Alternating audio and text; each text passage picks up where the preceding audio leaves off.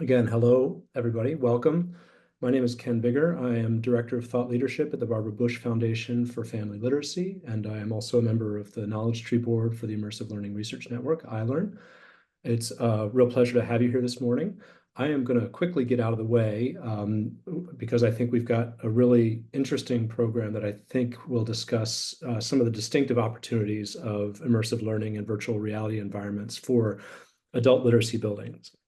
I am pleased to have the chance to introduce Cristina Imperial Carl, who's the founder and CEO of Ediphi, which is a program that creates immersive learning experiences, virtual internship experiences, if you will, for Filipino hotel and restaurant management students to gain soft skills, cultural literacies, workforce development opportunities, as they prepare for positions in that industry in the United States. And I think one of the things that's really exciting about this for me is that, particularly within the adult learning space, the path to relevance in educational experiences needs to be much shorter and much more obvious, and than often happens within K through 12 education. And I think this area of soft skill development and creating immersive learning experiences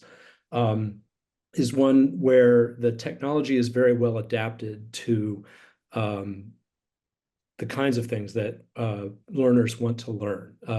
I am reminded of the panel that Paula McDowell and her co-chair ran at iLearn 2024 in Glasgow, talking about authentic learning and the importance of one, definitely having authentic learning experiences involve real learning goals, and two, making sure that the learning experience was well suited to the particular affordances of the technology. And I think this is one of those places where that happens. So again, without further ado, it's my pleasure to introduce Cristina, who's going to be presenting on redefining skill development, immersive technology as a catalyst for equity in the workforce. Cristina? Thanks, Ken. And thank you so much to iLearn for having me today. Good morning, everyone. I'm so excited to have this opportunity to discuss a topic we're really so deeply passionate about: how immersive technology is empowering underrepresented workers and transforming workforce development.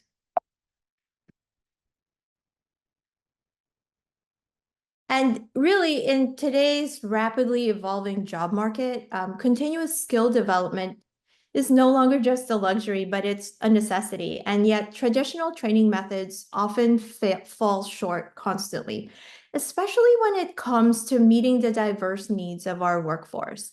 And that's where immersive technology truly comes in for us.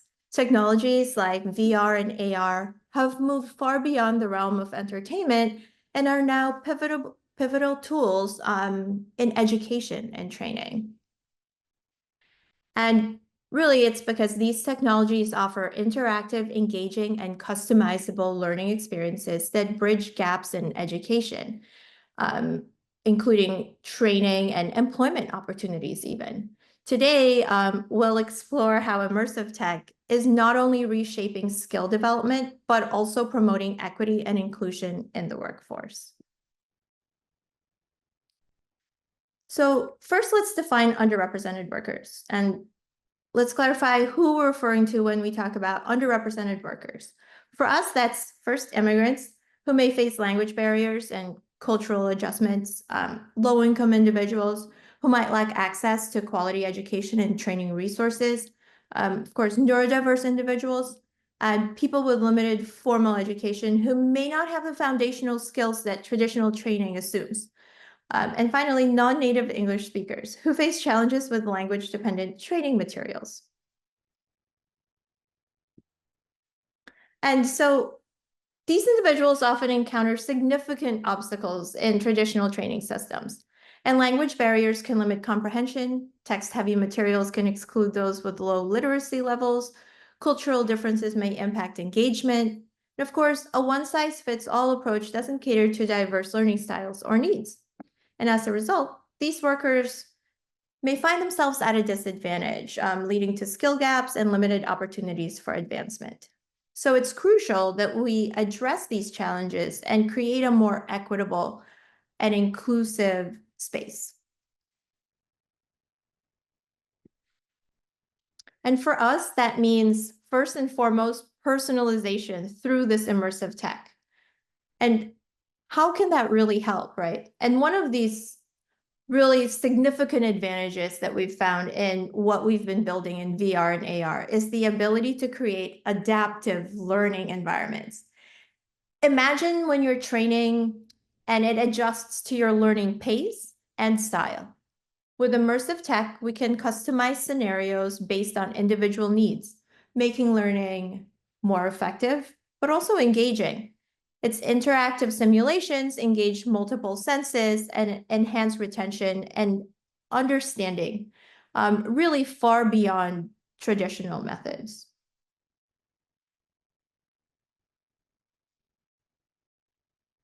So here's a little example where we're teaching someone who wants to work in hospitality how to load a trolley cart effectively. Now, this not only shows them how to load the cart, but also item identification and brand standards. So this is also a great chance for enterprise, on the other hand, to make sure that we're getting across brand standards, which is one of the harder things to train, really, right? Because humans are not robots, and so we never do things the same way twice.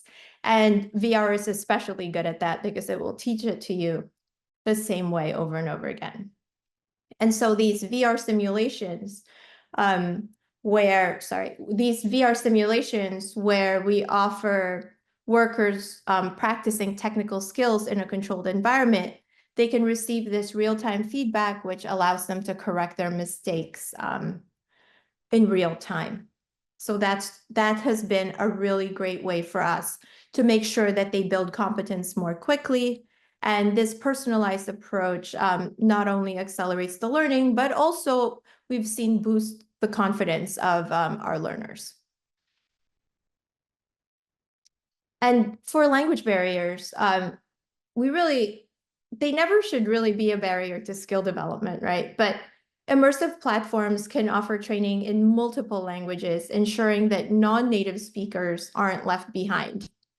And through conversational AI and voice recognition, users can interact with the training material in their native language.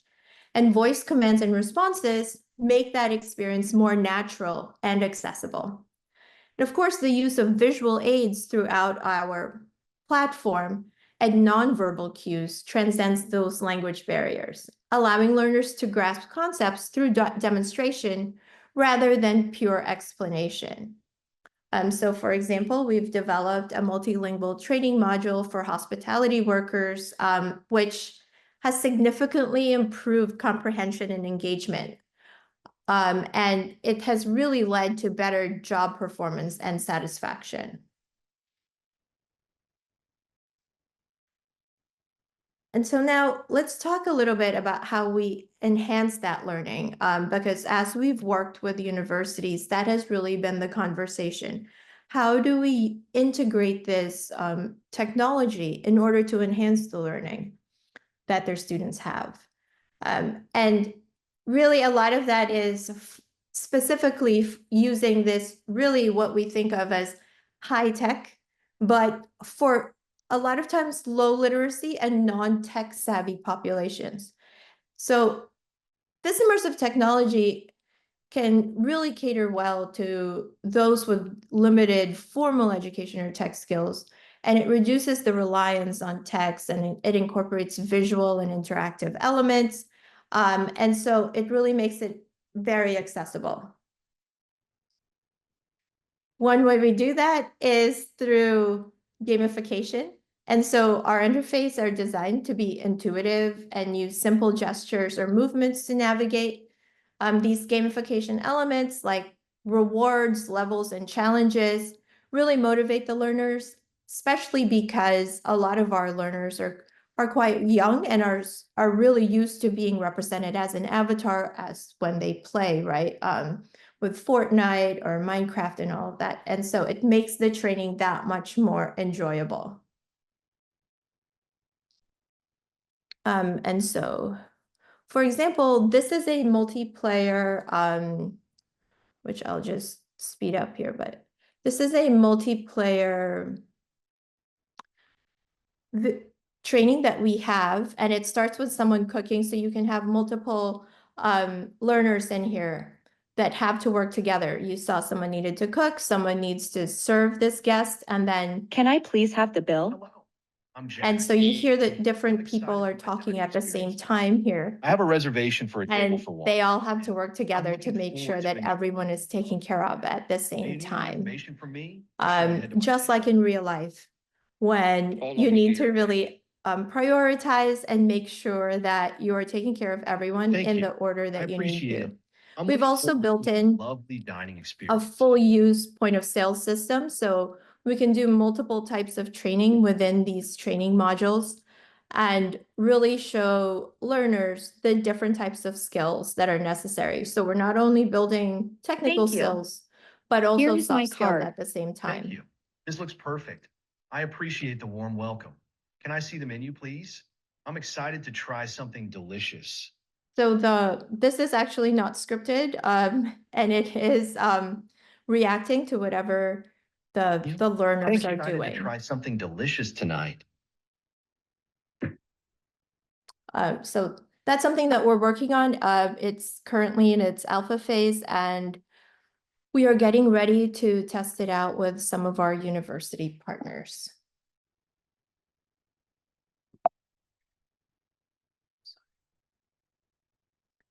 So those gamified learning modules really help us teach all of these varied hospitality skills that there's so many things that you have to do at the same time. And so users can find it super engaging and easy to use, and it really has resulted in improved skill acquisition and confidence. A lot of the universities that we have spoken to, actually 100% of the universities we've spoken to have said that their students' confidence was boosted because of the learning experiences, but also the skill retention has gone through the roof. They no longer have to go over and over the processes in school. And so really, traditional learning environments have a hard time, right, meeting the needs of neurodiverse individuals, leading to a lot of frustration and disengagement. And so this immersive technology has offered an ability to customize environments that can adjust these sensory inputs. We can reduce background noise, we can minimize visual distractions so that you can really control the pace of instruction. And for example, our VR training program for emergency response allows us to help those learners focus on tasks without a lot of external stressors. And users can learn in a controlled environment, enhancing concentration and retention. And the feedback has shown improved outcomes and a greater sense of accomplishment, of course. And really, another thing is that it breaks down educational barriers by providing access to advanced training regardless of prior education. And we even have students who have found employment rather quickly in the hospitality industry and continue to excel and keep going back to this training to help them enhance their skills and get reminded of certain, industry standards that they'd like to continue enhancing. And this is a little bit of how that training happens within a school. This is a VR training lab that we recently built in conjunction with a university. And you can see that professors can actually see what their students are doing so that they can guide them, but also it allows them to introduce different challenges within those modules so that something unexpected can happen at any time while students are training, just as it does in real life.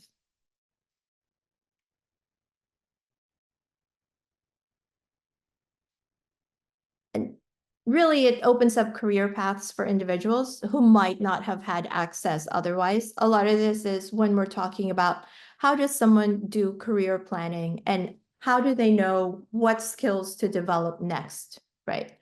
And so we've seen our participants secure this employment and then start planning for the next phase of their career. So it's been really exciting in that part where our platform allows them to really plan out a career and shows them the different steps they need to take in order to get there. And for example, for hotel operations, we use different roles where they can practice in front desk operations, housekeeping, event planning, and they learn specific skills like customer service, operational procedures, and team coordination. So this is one of them where, for example, this is our bed making module. And this is actually the first module that we ever built. And the reason for this was when Ediphi first started and we were in the pandemic, we were doing this training online through Zoom. And in one of my cohorts, I was going through how to make a bed, not because I wanted to teach students how to make a bed, but more so to make a point about brand standards and how even if I show them how to make it, give them the steps, give them an extra video, all of us, when we share our videos, will probably be a little bit different. But what we found was that not everyone had a bed. And so this is why we started with this, so that we could all practice on a bed. And now all of those are combined. Not only are we teaching them the procedures, but also how important brand standards are. It also gives enterprise a chance to really standardize training. That's one. But two, it really cuts the time short for when a supervisor needs to be with a new worker, for example, because obviously there are many more housekeepers than there are a supervisor on shift. And if you need to train, let's say, 5 new housekeepers, and a supervisor has to be with each one of them for a week, that's 25 days. But this can really cut down the time and allow those supervisors to just spend 1 day each with those new housekeepers, just to make sure that they've got everything down in terms of brand standards.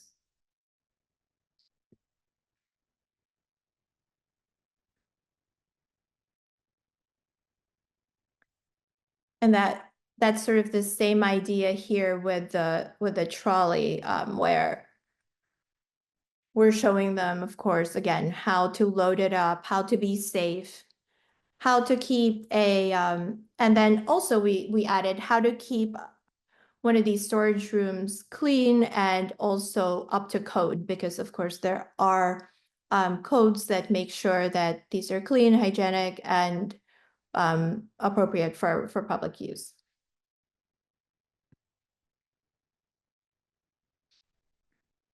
Oops, sorry about that.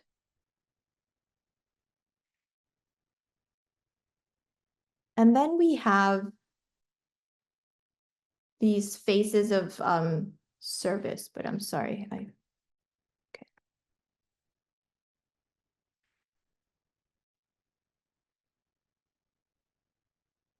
I'm sorry, okay. So for soft skills like communication, teamwork, and problem solving, obviously those are all essential in any jobs. And they're often underdeveloped though, especially amongst underrepresented workers due through some systemic barriers. And so the interactive nature of VR allows for immediate feedback, helping learners refine their soft skills in a non-judgmental environment. And it really builds the competence and prepares them for real-world interactions. For example, this earthquake lesson, which I will start here. allows us to show learners the proper methods and what to do in case of an earthquake. And in a lot of these, we'll have something you can read and it will also say it. And then, of course, you get to do it. And so we're using all different senses in order to teach someone. When you're experiencing this in headset, your controllers are also shaking. So you're actually noticing a lot of this. It's so realistic that some of our learners actually go ahead and fall to the floor because they feel like they are falling, and they're making sure to hold on to something. So, of course, how do we get better at reacting to these types of situations? It's just practice, right? You need to make sure that you drill down and make sure that you know what to do in the event of an emergency, but it's very hard to call up an earthquake in order to train for it. And really, earthquake drills where you file out of a hotel is not as effective as actually going through a simulation. And in this, actually, they'll get feedback each time when they do each skill to make sure that they're doing it correctly and what they could have done better as well.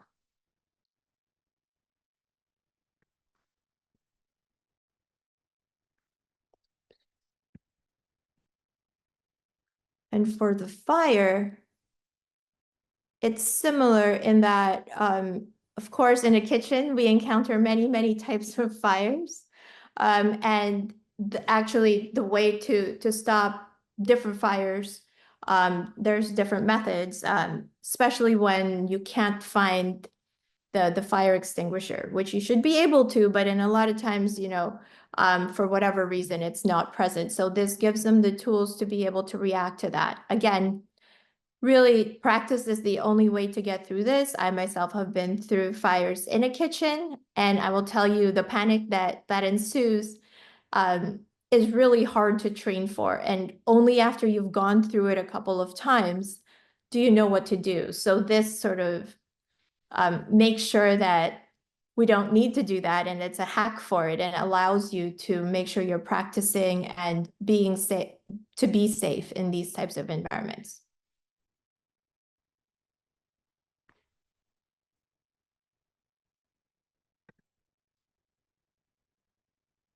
And another part of this, of course, is realistic role-playing scenarios where learners can practice their skills.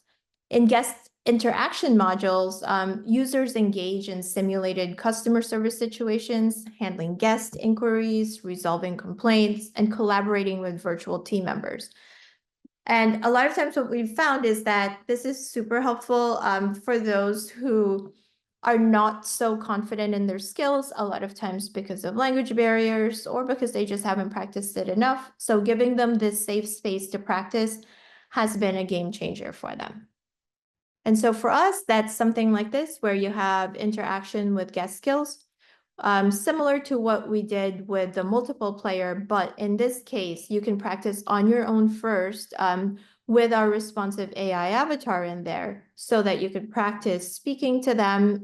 She will get mad and she gets upset quite often about different things. And so learning how to deal with that within an entire space where you have other responsibilities is important. And this really gets those reps in.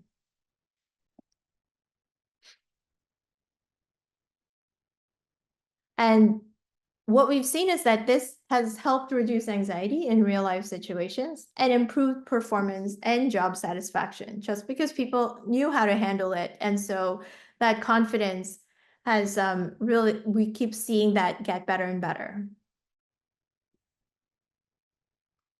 And so in this module, what happens is that we show them all the different steps that they need to take. And as they speak to the avatar, it will sort of check off which ones, they've covered and which they still need to do and try a little bit more on. And this way you get that instant feedback of, was I empathetic enough? Did I apologize in the right way? Maybe I thought I did, but maybe the guest doesn't hear it that way, right? Was my action to fix the problem enough? maybe I need to go further. And so this is what this allows you to practice. And of course, did I or did I not thank the guest?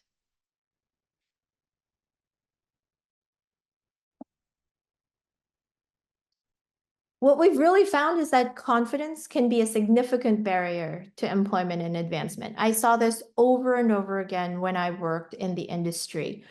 First, of course, as an intern, as a cook, and then later on as a leader. And this was something that stayed with me throughout my time in the industry and then long after, and especially when building Ediphi. And we've just seen that these immersive platforms truly provide the safe spaces that people need where learners can make mistakes without those real world consequences. And so that has been really exciting to see. We built this simulated interview app recently, and it's really an example of this, where users can practice responding to common interview questions, receive feedback, and improve their overall performance. And there's this ability to repeat these scenarios until they feel confident, which really makes this a substantial difference. And we've had users where this immersive technology allows managers and the staff to even experience different situations through each other's perspectives, right? For instance, a VR simulation can put hiring staff in the shoes of diverse candidates, highlighting potential biases in the interview process, and these experiences enhance empathy and awareness and leading to these behavioral changes for inclusive workplaces. And so really what we're trying to do here is to make sure that employees understand the impact of actions and so that there can be more equitable decisions. Obviously, unconscious bias often affects hiring and workplace dynamics, and it's often unintentional, but it can really lead to unfair treatment and exclusion. And so these standardized VR assessments provide an equitable evaluation method, which reduces the subjective judgments. Our interview app, for example, ensures that every candidate experiences the same assessment, focusing on skills and performance over unconscious biases.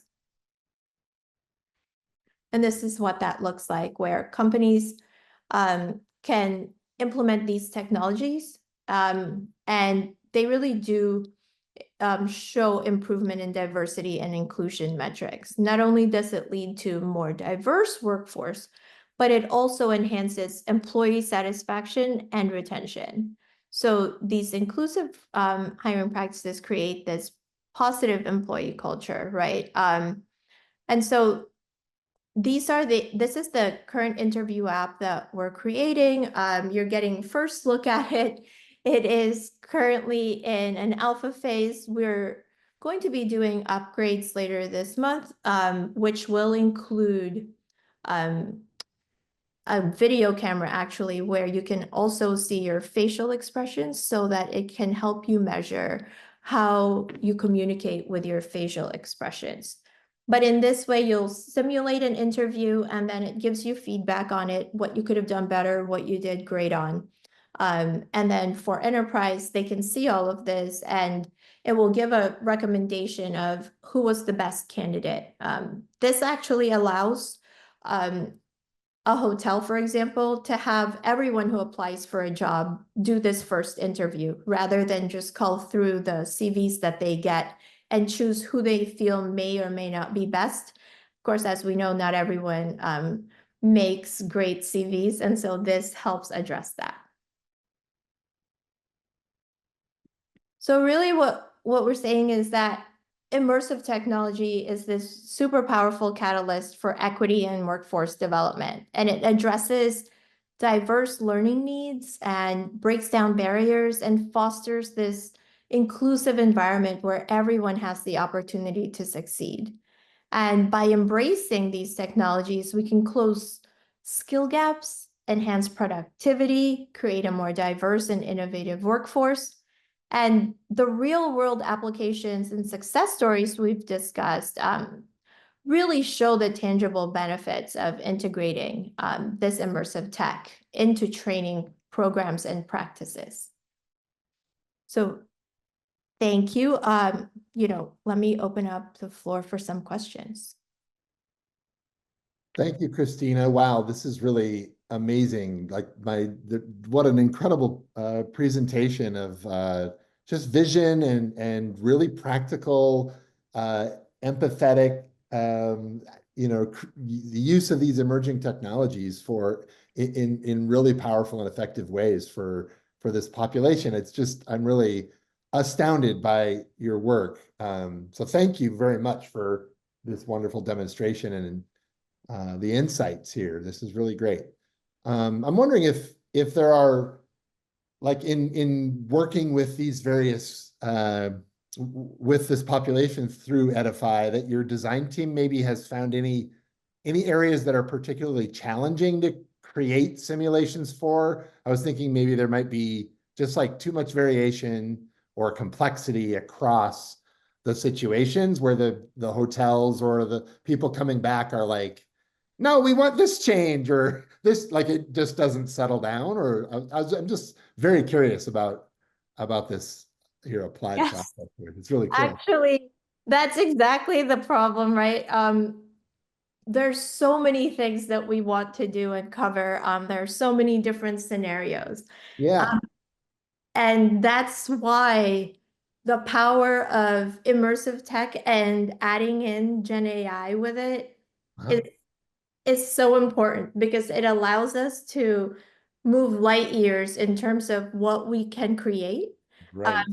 And it really provides for all of those sort of scenarios that definitely happen, but you don't always think of them, right? As Right. you're building, and nor could we as a startup, a small startup, create for all of those particular scenarios. So for us, being able to integrate that technology, for example, in the multiplayer scenario, it allows us to even, as I said, the teachers can create certain situations within those trainings. So a guest could come running in and say that they got hurt and they need help immediately, or a teacher can create a fire right in the middle of service. All different things. They could make a plate drop, for example, in the middle of service as well. So different things that you need to react to and understand how to deal with it. But you're right. Like one thing we're never short of is ideas of what to build next. Yeah. That's definitely been really exciting. But like you said, it can be overwhelming, and making sure that we're prioritizing the types of skills that people are looking to build is really important. And also on the other side of that, right? What is enterprise looking for? Because even if we think certain skills are important, but if that's not what hotels are looking for, then that's not a great match either. So Honestly, we really have to build for both. I see. Yeah, the standards thing is really great, that that you can do the brand standards, and just the idea that you could co-design or work with, like getting feedback from hotels, using the AI to help structure that whole, and just like now we have the ability to actually listen and co-create with all this complexity in a way we couldn't before. And you're such a leader in this way of like it, I don't know. I'm just really fascinated by what you're doing here. Thanks. I So think brand standards are one of those things that it just makes sense. Like I said, people are just not made for brand standards, right? We never really like to do things exactly the same way over and over again. It's easy to deviate, in small little ways that sometimes feel minuscule, but then over time you start to continue to do that. So this is a really powerful way to bring people back to what are those brand standards, and also taking away that human element in one part of it, where you could be introducing, repetition that may not be good for the brand standards. So this is really, we've seen that it's worked really well for the brand standard piece. yeah, just amazing scaffolds that you can now provide for. Yeah, it's the future. I love it. I also really liked your emphasis on talking about, or working with, VR as an empathy tool and helping people to gain awareness, so that would lead to the behavioral change on the different, DEI metrics. That's a wonderful sort of, organizational routine that I think a lot of companies and a lot of people, that's the path that I think a lot of people would like to be able to use. So thank you for shining a light on that. That's really great. Yeah, for me, that's really important because when I was in the industry, we always used to say to people, put yourselves in the shoes of the guest or put yourself in the shoes of, your coworker. But we only know what we know, right? It's hard to imagine what those shoes may be, especially with cultural barriers, right? If we're Right. talking about people who recently immigrated, and that's a large part of the workforce here in the US for hospitality workers. I didn't always understand, quite honestly, what my coworker was going through or the guest, because my point of view was so different. And Right. so this really gives us a great way of a day in the life so that you truly understand what you need to do and what those people are going through. And, through the eyes of someone and actually being in their position is so transformational. Yep. Yep. Well, it's quite a bit of orchestration, in terms of working with, tools that will work for the industry. And then you're also, being empathetic and getting feedback from, the different people, and you're creating sort of loops where you're getting better and better over time. At least that's the way it looks. And yeah, Oh gosh. applause again for you. From our MVP to now is light years away. Actually, our dev team keeps laughing at it, but it's been great to see. Really? And Ken first saw the technology that we first had, that we brought to Started when Ediphi was just an idea, and we stumbled into it, pretty much accidentally. To now where it's a full-fledged team, working on this day and night and just creating some really remarkable tools for people to use. And I'm super proud of our team for doing that because they're Yeah. so passionate. It's just amazing. So if people wanted to, is this a subscription for Edify, or do people purchase a product? Currently, our platform, which has all of the training modules in it for hospitality, is a subscription model that we use. We're currently B2B. We have not yet done B2C. And the interview app, however, will soon be available on the App Store and Google Play Store for download by anyone, because a lot of people can make use of interview practice, right? And getting feedback and learning more about how they communicate, not only with their words, but of course with our facial expressions. So we're excited to be bringing that to Yeah. the. So you're putting some customizable sort of those scaffolds out there for people to use, and then that'll really help with when they engage with your platform when companies subscribe to it. Absolutely. That's It's been lovely. Yeah, the interview app is part of our platform, but we've decided to make it available to everyone because that's the first step, right? That's the step that makes people really nervous, because you generally practice skills and you learn theory of whatever industry you're going to go into, but the interview part seems to sit somewhere awkwardly within that entire path. And so Right. making sure they have tools for that was important to us. Right. It also it crossed my mind earlier that um, you're working in a hotel, and the reminders of what you're supposed to do, the protocols could be a sticker in the bathroom or a poster that's in the closet for getting your supplies, or maybe a few stickers or reminders that you carry on your cart as you're going from room to room, or just like places in the physical environment, but now how VR creates a whole different set of interactions and space that you can use, and how powerful that is for that, not only that brand awareness, but like situating people's experiences within context. Like that's Exactly. beautiful. Yeah, absolutely cool. That's really the key to it too, is making sure that you're experiencing it in the right context, right? Yeah. Yeah, and well, it's been so crazy challenging for employers and brand developers and people who are, trying to the supervisors to like do these effective training programs. I'll bet there's just I mean, if you look through hotel management organization theory and practice over the years, I bet there's hundreds and hundreds of different people have tried different things.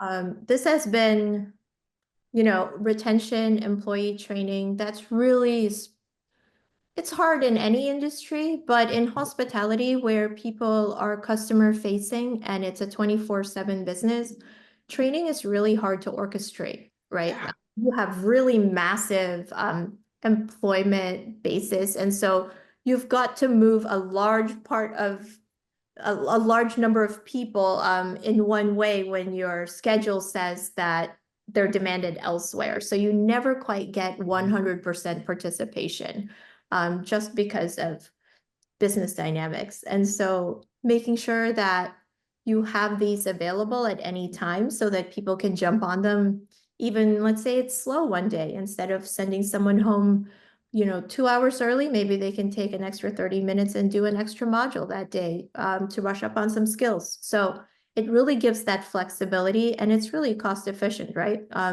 You no longer have to do the every month training that is only one time, only one way, usually PowerPoint, in a meeting room that now you have to take out of circulation. So it really Yeah. addresses a lot of issues as well in terms of how to do it so that it's sustainable for a hotel.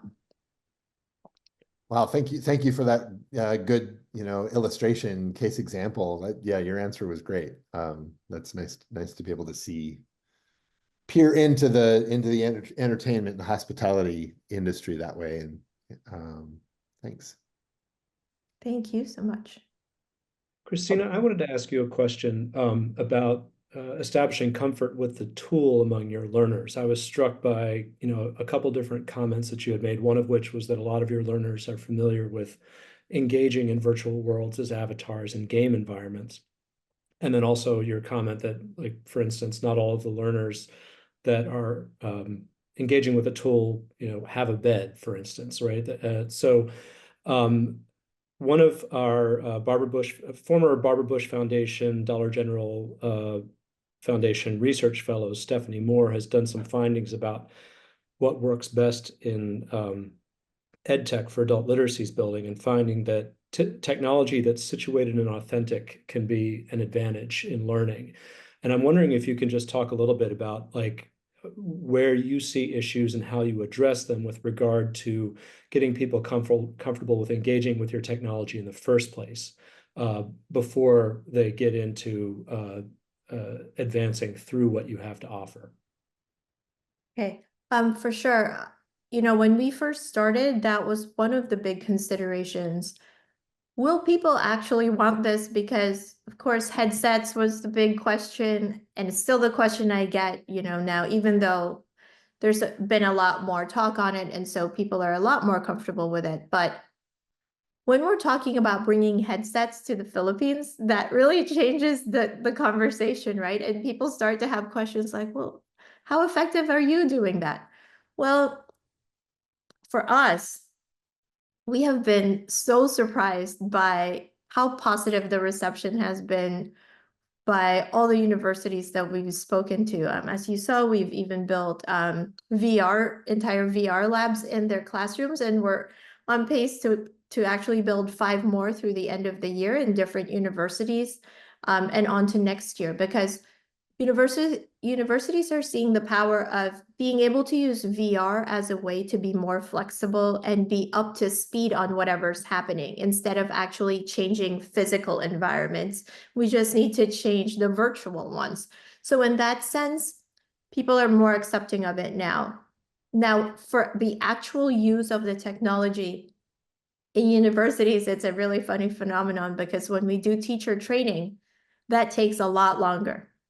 When we do student training, well, they're up and running in no time at all, maybe 5 minutes, and they're up and running and they can control everything and they know how to get through the modules and do the sessions. So there's really a difference in terms of who's been using technology more, even if they've never put on a headset before, but just used to playing games and such.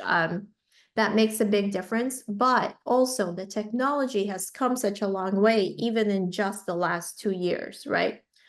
We use Quests. So from the Quest 2 to now, we actually are using the new Quest 3S, but even when we started using the Quest 3s, they are so easy to manipulate and use right now that there's really a very low barrier to entry in terms of teaching someone. But what we've done is we actually created a module that teaches people the different controls and walks them through it. We have a little bit of a practice room where they can get comfortable with it. We've recently introduced like a character customizer now, where they can customize their own avatars. And so that's our way of making sure that everyone understands how to use the controllers, how to use the headset. But we haven't seen such a high curve that we couldn't get over. It's been really pleasantly surprising. And your discussion about avatars makes me wonder, is the current platform set up so that a user is only engaging with virtual characters, or is it set up to be multi-user so that they could be engaging with other learners in the same space via their avatars? Up till last month, it was only with avatars, but that multiplayer game, we just released that this month, which now allows up to 6 learners at a time. Our goal is to have actually an entire classroom, just like you would in a hotel. So that would be about 25 learners at once, which will start to be really interesting in terms of the actual dance that happens, right? And the symphony within a restaurant or a front office environment in a hotel where people have to really coordinate and make sure that they're working with other people before making decisions. So I'm looking forward to that. Got it. Thank you. There was some discussion at iLearn 2024 in Glasgow, a paper on addressing issues around avatar representation and addressing issues of difference and making sure that we, as we're developing technologies in this area, we're not reproducing, for instance, the sort of polarizing aspects of social media or the equivalent thereof, and being proactive in addressing how people show up in virtual spaces and making sure that those don't become areas that create undue discomfort or otherwise impede learner access. So super helpful to understand that. No, and that is a big topic in our discussions, and that's why it took us so long to get into character customizing. Even our AI avatar, you'll notice her name is Yumi, which is from the Filipino Mayumi, which means kind, welcoming, and she's actually, we've made a point to make sure that can't exactly tell, where Yumi is from, but she has her roots from the Philippines because obviously so do we. But our characters can be customized in any size, and we're currently actually even working on a character on a wheelchair because, of course, that's also a different experience when you're working in hospitality, but in a wheelchair, right? And so our developers are hard at work trying to figure that one out. Thank you for that. Jonathan, I don't see any further questions in the Q&A or in the chat. Did you have any further questions for Cristina? No, I don't think so. I'm just absolutely love this entire presentation, and my mind's reeling and thinking about the future and so many different ways that your work is supporting so many different aspects of what I think we're all working towards. So thank you for leading the pack that way, Cristina, and thank you, Ken, for hosting today. And yeah, we would love to keep in touch with your work, and thank you so much for presenting for the network. I bet there'll be some researchers, designers, futurists, artists, and others who will watch the video or who are here today. There might be some follow-ups there, and yeah, just really appreciate the work that you're doing. I look forward to it. Well, thank you so much for having me today. This was great fun, and until the next one. Yeah, thank you, Christina. I'll add my thanks to Jonathan's, and just I appreciate your engagement with this, because for us, I think within the iLearn community, it is something that builds towards our June 2025 conference in Chicago, Reading the World, Immersive Learning and Multimodal Literacies. And I think, like I said at the beginning, investigating the value proposition for tools like this to develop a wider range of literacies, particularly for adult learners and people who are coming from backgrounds where they might be facing more obstacles than some others. It's all to the good. So really appreciate your contribution to this conversation and our work together. Thank you. I guess that's the end of our official webinar.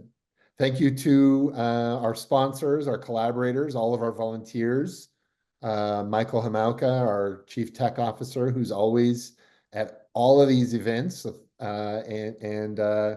and all the people that are donating their time and money and resources to helping our network go. This has been a wonderful presentation in line with, as Ken said, our 2025 conference theme on multimodal literacies.